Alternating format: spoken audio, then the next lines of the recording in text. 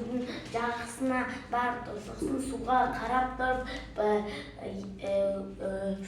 бақаның ескі досы балық атып шықты.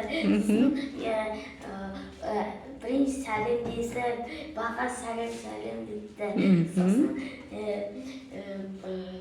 балық неге? Айта бер, түсінгеніңді айта бер. Балық бақаға сұрақ қойыпты, сендер нелер жейсіңдер деп. Сосын бақа айтыпты, кішкентай жануарлар, көбелек. Жануарлар? Жануар депті, кішкентай жәндіктер жейміз депті. Сосын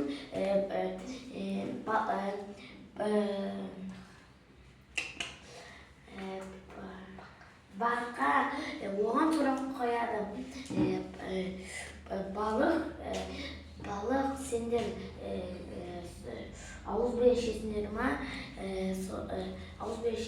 ма дейді. Сосын жоқ, біз жұқа терімізден ішеміз депті. Сосын балық аулаушы балалар келіп,